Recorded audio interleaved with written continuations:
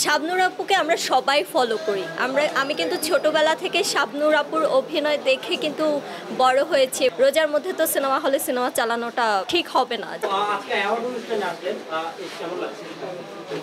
আলহামদুলিল্লাহ, খুবই ভালো লাগছে। অ্যাওয়ার্ড শোগুলোতে অ্যাটেন্ড করতে আমি অনেক পছন্দ করি, তবে বিশেষ করে যে অ্যাওয়ার্ড শোগুলোতে আমি নিজে অ্যাওয়ার্ড পাই সেখানে তো যেতে আরও বেশি ভালো লাগে।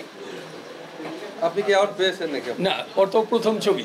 আচ্ছা, আমি যদি এখন অ্যাওয়ার্ডটা পাই ময়না সিনেমা নিয়ে, কারণ অ্যাওয়ার্ড পেতে তো একটু সময় লাগবে, যে একটা সিনেমা রিলিজ হয়েছে এটা অডিয়েন্স পছন্দ করবে কি না তার উপরে ডিপেন্ড করে আসলে আমাকে অ্যাওয়ার্ড দেওয়া হবে। এখন যদি আজকেই যদি অ্যাওয়ার্ডটা নিয়ে নিতাম তাহলে সবাই বুঝে যেত এটা আমার ফেক। এবং ময়না সিনেমায় কতটুকু সাড়া পাচ্ছে? আলহামদুলিল্লাহ, অনেক ভালো, অনেক ভালো, অনেক ভালো। কারণ যে সময়টা আমার ময়না সিনেমাটা রিলিজ হয়েছিল, বাংলাদেশে অনেক জায়গাতেই আসলে আন্দোলন চলছিল, তার উপরে আমাদের রহমতের একটা দিন ছিল, সবে বরাত। তো সেই হিসেবে আমি চিন্তা করছিলাম যে সিনেমা যেহেতু হলে এসেছে, হলে অডিয়েন্স যাবে, কিন্তু এত ভালো রেসপন্স পাবো এটা আসলে আশা করিনি। একজন নতুন আর্টিস্ট হিসেবে আমি মনে করি এটা আমার জন্য লাক, কারণ আমি দেখেছি যেহেতু আমি একদমই সিনেমার বড় পর্দার জন্য একদম নতুন ফেস, তো হলে দর্শক টেনে আনাটা আমার জন্য খুবই টাফ। তো সেই অনুযায়ী সেক্ষেত্রে আমার কাছে মনে হয়েছে যে আমার কিছু ফ্যান্সরা আছে, আমার কিছু আলাদা অডিয়েন্সরা আছে যারা আমাকে সাপোর্ট দিয়েছে, এবং সেই সাপোর্ট অনুযায়ী আলহামদুলিল্লাহ আমার অডিয়েন্সরা মানে দর্শকরা হলে এসেছে এবং অনেক প্রশংসা পেয়েছি এই সিনেমা নিয়ে। আপনারাও তো দেখেছেন, তাই না?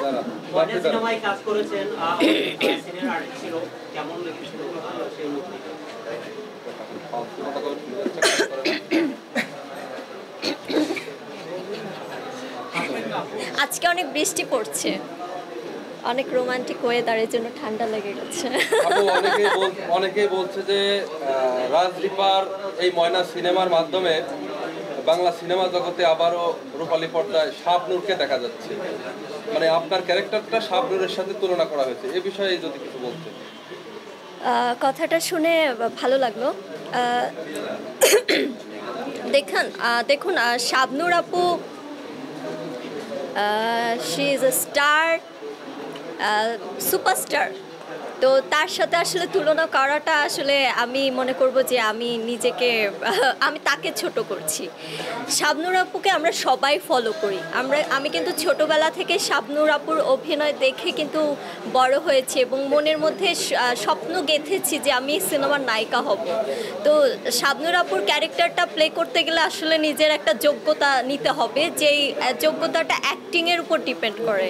তো আমি আসলে আমার যে ময়না সিনেমার ক্যারেক্টারটা, এটা শাবনূর আপুর যে কিছু সিনেমা ছিল, তো ওই সিনেমাতে যে একটু পাগলামি করা, একটু বাচ্চার স্বভাবের এইসব ক্যারেক্টারগুলো শাবনূর আপু খুব ভালো প্লে করতো, যার কারণে আমাদের গ্রাম বাংলা বা আমাদের বাংলাদেশের মানুষ তাকে খুব বেশি পছন্দ করতো।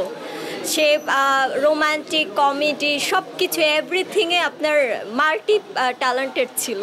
তো আমার ময়না সিনেমা আসলে ক্যারেক্টারটা ওই রকমই, একটু পাগলামি করা, দুষ্টুমি করা, রোম্যান্টিক, তারপর একটু স্যাডনেস, হ্যাপিনেস, সব কিছু, ফ্যামিলি ড্রামা। তো সেই একটা সিনেমার মধ্যে আমি আমার সব ধরনের অ্যাক্টিং আসলে প্লে করতে পেরেছি। তো যারা ময়না সিনেমা দেখেছেন তারা বলেছিল যে শাবনূর আপুর মতো তো কখনোই হওয়া সম্ভব না।